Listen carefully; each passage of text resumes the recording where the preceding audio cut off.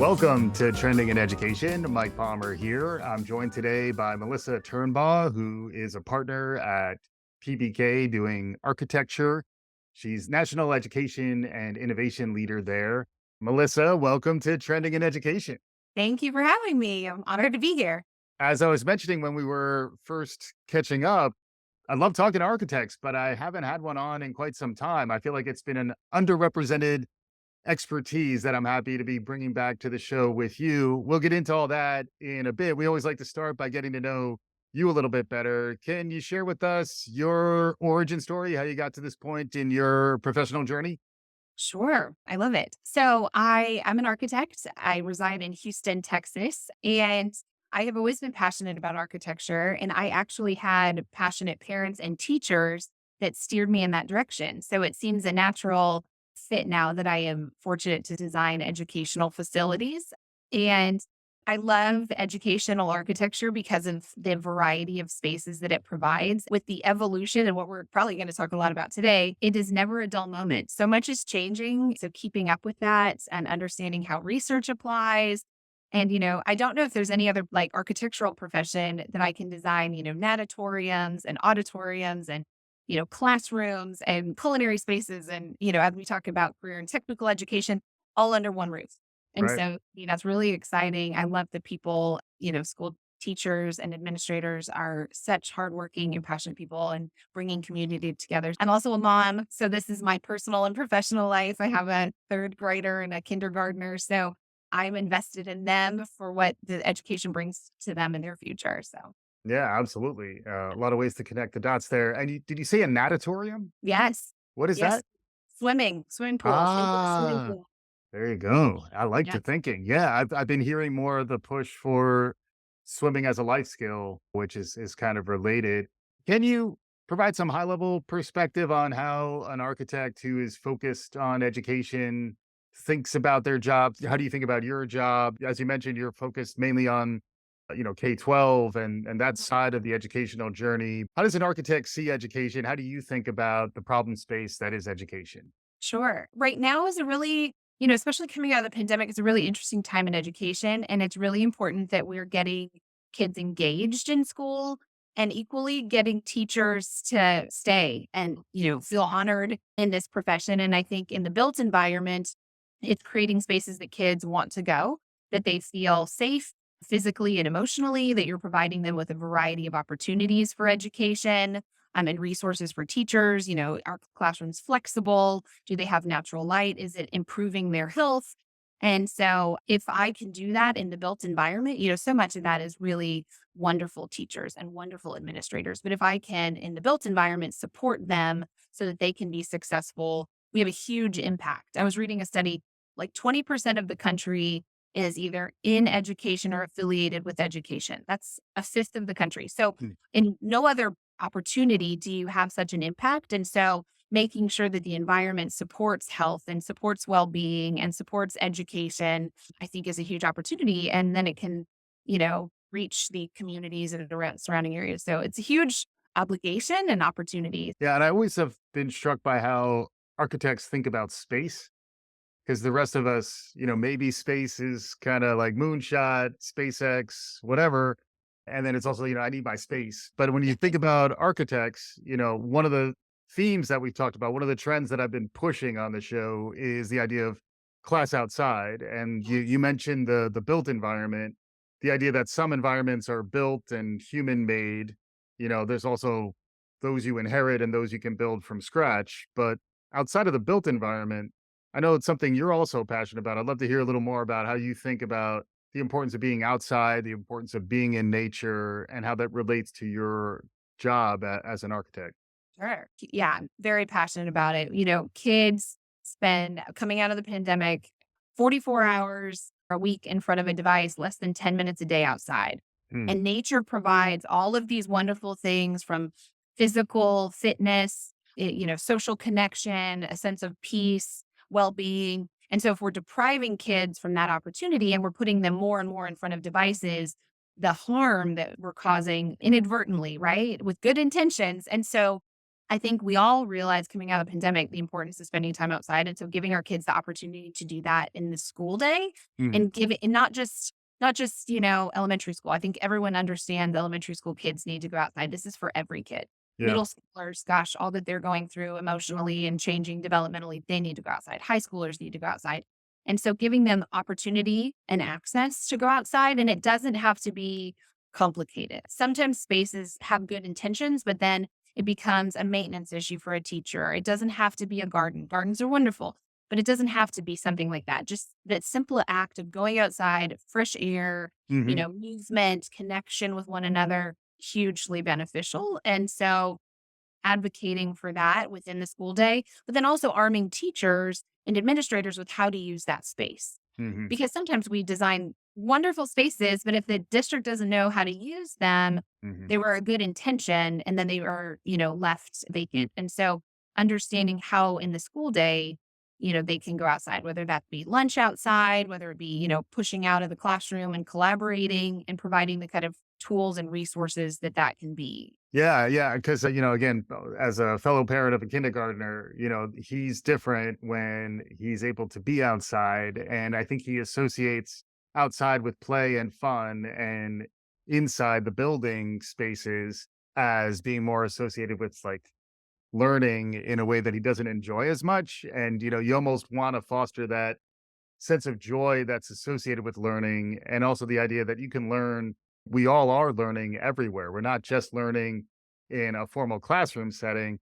I'd be curious, you mentioned the pandemic. It does feel like there were a lot of awakenings around the importance of ventilation and how high your ceiling is, and how much density there is inside. And then, it feels as though we're in the midst of a bit of a backlash against that, where there's almost just a desire, like, let's just get out of that pandemic framing and get back to the way things were before. I'd love to hear from you a little bit about, where we might be new opportunities might be opening up to innovate on the other side of the shakeup of the pandemic. I'd love to hear a little more from you on that. Sure.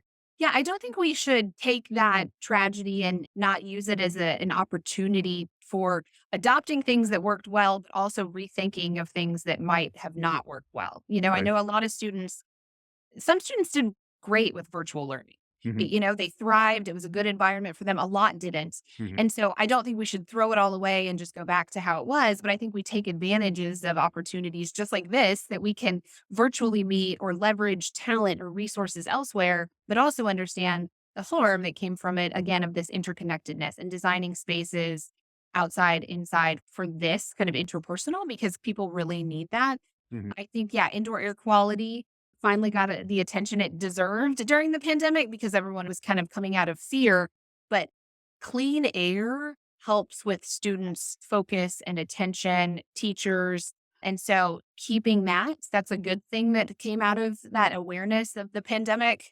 And then also the opportunity of like virtual experiences. We're understanding now a little bit more with AI Yeah. and with kind of augmented reality in these kind of immersive environments. How can we use technology where it's beneficial to help foster learning and go on a field trip, around the world and have exposure to things that you might not otherwise have opportunities to go visit. And so I think that is another great thing that came out of the pandemic is the kind of willingness and openness to do that. Yeah. So many more again, and of course outdoor learning, like the awareness to go outside, which is maybe an underutilized and probably most economical extension of the classroom. Right. So I think people are more willing to do that. Right. I Yes. remember we had Prakash Nar on, who is also an architect who was Mm, looking at K-12 a few years back, and he talked about the cells and bells model of even the building of the school itself, and the idea that, it's almost institutional. As a parent of a young one, it does start to feel a little bit yes. like the big house. It's got elements of, like, you go in there, you sit in your room, you follow, there are elements of just institutional order that are kind of Mm, built into the old school yes. K-12 model. How is that changing? How are new models being introduced? What are some counters perhaps to the traditional model that you can share with us? I think the traditional model was built being teacher centric, Mm, and now the evolution is being more learner centric. hmm. And I think with that, from the building block of a classroom, even the furniture, and it's so much more readily manipulated Mm, to foster either the different learning styles of the students, the configuration of what you're learning. I think the need to extend beyond the classroom into collaboration spaces. I think mm, understanding that one size does not fit all. mhm, And so providing students with different types of learning, whether visual, auditory, tactile, but also environments that support it. As architects, we think about, you mentioned space. And so there are kids that thrive in big, open, collaborative spaces, and there are kids that is overwhelming. mhm, I was just reading and talking to actually some medical teams talking about the huge rise in anxiety with students. And so understanding that if a kid is already coming to the school with anxiety and then you put them in an overwhelming environment, what is that doing to their learning? And mhm. so providing smaller, more intimate spaces so that students that need that can thrive in that. So I Yeah. think that the school is responding to that. And the good thing out of the pandemic is learning can happen anywhere. And so with that philosophy, the school now takes on new form. The library is not just to go for certain periods to check out books, and it's a casual place to collaborate, to hang out.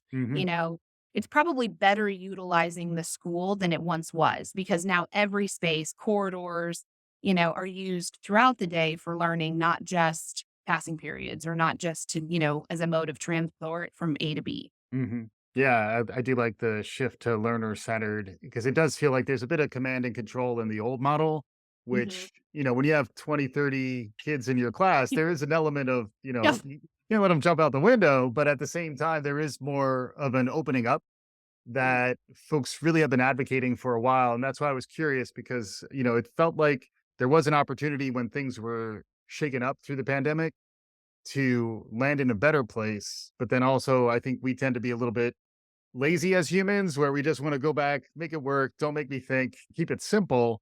You mentioned some of my favorite acronyms lately, AI, AR, and VR are all things that are certainly top of mind to me. And then it also does make me start thinking more futuristic, where, a lot of the stuff we've seen with artificial intelligence this year has been ahead of schedule and perhaps has been opening up at least my thinking around how fast things might move and how much they could shift. Since you have a window into a lot of different things that are happening out there, you also mentioned how career and technical education is becoming more kind of baked into the responsibility of schools. I'd love to hear a little bit of your perspective on emerging technology and where you think the cutting edge is around school architecture and any of the ideas you're kind of hearing out there. Sure. So I think where education is going is using AI. Parents are nervous, right, to have AI and tracking students and what does that mean? But I think there's so much data already out there on that student. When do they come to school? And so there are groups that are harnessing some of that information and they're using it to help, I guess, recommend things for students that they might not be aware of. Like, I see that you've checked out this book and you like this and you're really accelerating at math. Have you considered? Hmm. And so using that, which, I think a loving, coach or parent or teacher was the AI of the past, right? Right, I right. see, my parents were that for me. Hmm. You love art and you love math, but now we can take tracking metrics in AI to help students in their achievement, which is a really exciting kind of concept and opportunity. Not Hmm. is suggestive, not prescriptive, I should say. But I think that with the built environment, again, these immersive environments are really interesting and kind of what that means for a class This space. this is like the holodeck, right? This like basically you can teach in the holodeck.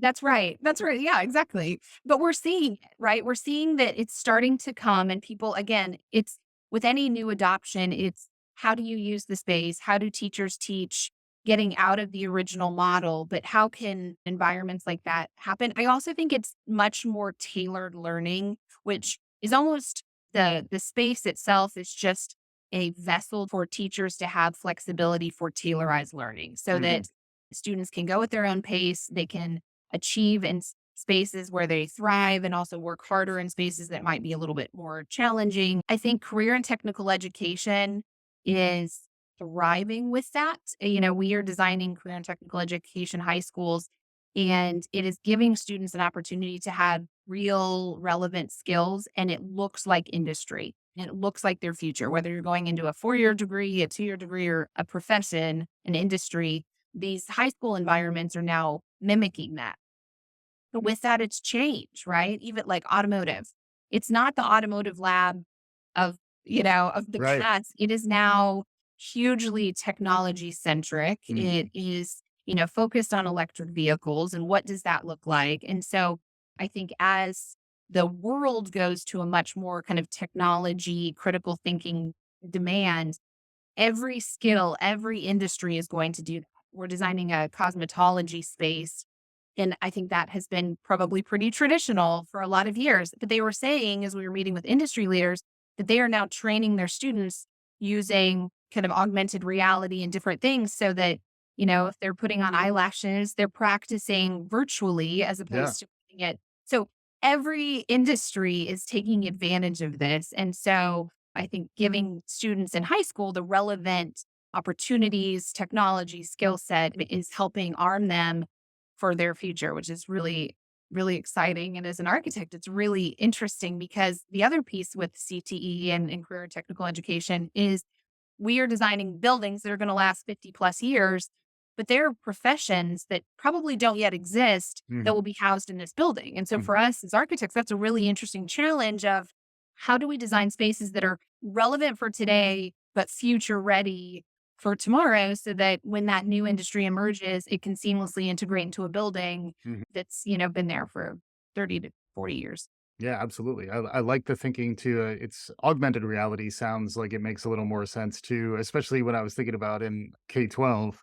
You got to protect your neck. Shout out to Wu Tang. When you're covering up your eyes, you're a little more vulnerable. And then also, if you're trying to do work in a shared setting, the layering of the visuals that you can get through augmented reality is really interesting. And then the other point that I was thinking about when you were talking is this does also connect to industry where I imagine there's probably a little more investment, internships, partnerships that are happening. And as an architect, I imagine you're navigating those different stakeholders to figure out how do we build this so that it's relevant to industry, but also preserve some of the integrity of the mission of K-12. Right now, I think it's a huge opportunity for these public private partnerships. And I think there's some schools that are doing it so successfully where they're building the conduit for internships and mentorship. They're also building a funding source. Districts are always, even in the most affluent of areas, always looking for financial support and opportunities. And so this is a huge opportunity where there was a surgical robot that the hospital didn't use anymore because the newest and latest and greatest had come out. Perfectly good surgical robot. Well, they donated it to the school. So now they have a huge tool and resource, $1 million that they would have Nice. never afforded. So it's that funding structure, conduit, but also then the hospital benefits because those students are learning how to operate, how to use these things. So it's a natural progression into their program, into Mhm. their internships. And Mhm. so again, with a lot of these professions, they are now also because of the shortages of nurses, shortages of teachers, welding. They are investing in the high school because they want to train their future workforce and make sure that they're going into their company or their industry. And so they have a lot of skin in that game because they want to make sure that they are sustaining their industry. Mhm. And so I've seen a lot of mentorships, resources, even the private industry using these, spaces because they are so real world and so industry centric. They come in and they do nurse training in the spaces because they mimic the hospital so closely. So Mhm. I think there's a lot of great resources there that can be shared and everyone benefits. Everyone benefits. Yeah.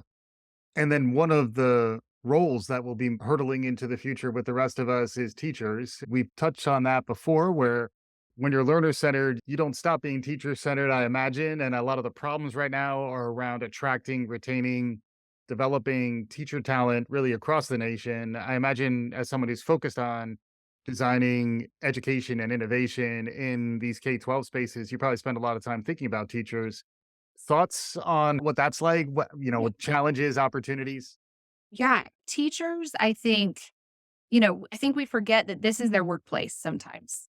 And so I think we need to treat it like their workplace. They need the benefits, the amenities, they need collaboration spaces for them. They need places to retreat and to have, connectedness with other teachers. And so designing it into, it isn't just the teacher's lounge where you go make a copy. It's now places for wellness for them because this is again their work. And they're dealing with a lot, right? These are students with learning loss and neurodiversities and all these things coming into their classroom that they're dealing with. And so providing spaces to support them.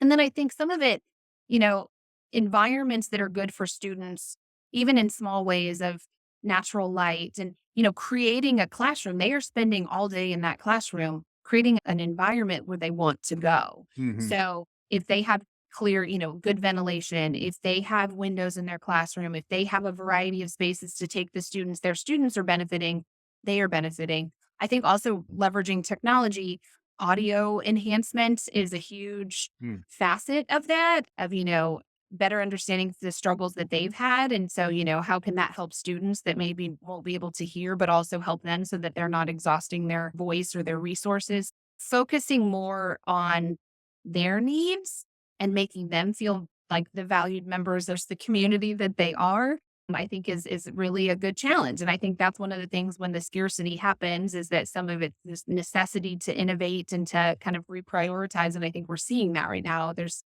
you know, across the country, thousands and hundreds of thousands of teachers that are retiring Hmm. and not being backfilled. And so either it's going to leverage technology so that you have super teachers that are able to teach virtually a larger audience, but then the rest of the teachers are going to be coaches. I mean, it'll be an interesting thing if there's scarcity, but my hope is that it can inspire and value what they're doing and that they feel valued so that they want to stay and educate these kiddos.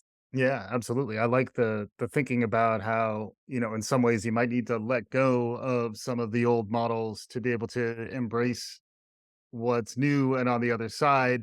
My wife's a librarian. We haven't talked about libraries yet. I need to represent for that aspect of my home and our listenership. So Libraries frequently are the other place where students think about learning, or all of us think about learning, that's not a classroom, even though I realize there are other types of spaces and contexts. And then the digital revolution is hitting libraries in interesting ways where maybe you don't have as many books, maybe you're thinking differently about how you integrate technology and other common goods into mhm. a central location. I know architects tend to gravitate to libraries as interesting spaces, so I'd love to hear a little bit your perspective on the future of libraries. Sure. I think it is such a relevant space. Sometimes we think of libraries, we think of these quiet spaces with rows and rows of books, but that seems frozen in time. And I think not that it shouldn't be some of that, right? But I think the intention of libraries was spaces to gather, to do research and a deeper delve into information. And whether that would be an individual or kind of a cohort, I think they're still doing that, but the medium and how they're doing it is what has changed. And so I think they are still very relevant. They are still very important, but technology has changed with that and the variety of spaces that are required within those spaces because of how they're learning and how they're collecting data and how they're collecting information. And so a lot of times we're seeing makers kind of spaces in the library where there's a digital interaction and then they're actually applying what they're learning into a project or a product. And, they are very technology rich, but they also are still kind of a reverent space to a degree of quiet, more introverted learning. Again, Mhm. kids, there are kids that need that. And that has been a place of refuge, I know, for a lot of students for a lot of years. And so I think still providing that variety so that it kind of wears a lot of hats. And so as a librarian, I'd love to hear from her how she has seen it change, kind of the actual boots on the ground. But it's morphing as technology is morphing, but it is still very relevant and ends up being the heart of the campus. And I think it's because it means so many different things to different people, but it is also this wonderful kind of knowledge hub. Yeah, it's interesting to think about the design of a library is a little bit different and it's more similar to the way digital products are designed. You're flexible enough to be able to tailor and personalize to any individual who might walk in, as Mhm. opposed to classrooms historically have been more about standardizing and giving the same treatment to everybody. what you're describing really, especially if you think about powered by artificial intelligence and new abilities to personalize, is that we should be able to reach folks who maybe didn't have the affordances, didn't have the curb cuts. I always come back to the idea of universal design for learning came from universal design, which is really architecture when you come right down to it. Should we be hopeful about the future of personalization and some of the ways in which these design principles, aided by emerging technology? I've heard folks talk about an IEP for everyone, whether you have a problem or not, everyone is able to be truly understood with some meaningful depth. Thoughts on where this Yeah. might head? This is something it's emerging for me and that I want to know more about. I think it's one of those things that once there becomes an influx or something, people start to pay attention. I think right now, more than ever, there's more acknowledged and accepted neurodiversities. And I think students are also coming to school with a lot more challenges and opportunities. And so that inevitably leads to innovation. But I think it's a good thing. And I think one of the things I'm kind of on my horizon is partnering with some, medical groups and things like that to better understand how can the built environment support that Mhm. so that to your point, for a student that's struggling with something, whether it be anxiety or dyslexia or autism or anything they're bringing, what are their trigger points? What are things that are hard for them and how can we combat that? But for the student that might not be identified as something, maybe it's hard on them too, and they don't even realize it. And it's a betterment that can help them learn. And I think the more that we know about this, the more successful students will be, and we will be even more intentional in our design. And from the textures that we put on surfaces to wayfinding and paths, what gives kids stressors because they're coming to school with a lot. And so anything we can do, even small things, lowering windowsill heights so they have a view and they can see out and feel connected to where they come from. Mm. Anything we can do to help them then also is taking one less stress off of them so they can be there to do what they're supposed to do, which is to focus on learning and being together. And so I think that's something that I'm really excited about where it's going to go. And I want to know more. We were honored to start as a part of this and as a part of kind of looking towards the school of the future, like what is happening and what does that look like? We were honored to be one of the founding members of a nonprofit called Learn. It's Learning Environments Action Research Network. Wow, And the that's a good acronym. It actually spells good, learn. I Yeah. know.